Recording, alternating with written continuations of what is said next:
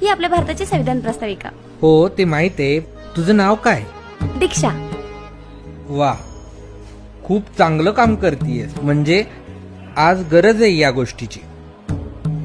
Proud of you.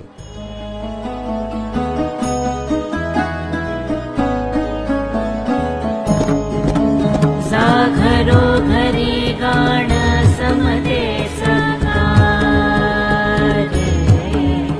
गाण समतेच माणसाच रे. आता माणसाला माणसात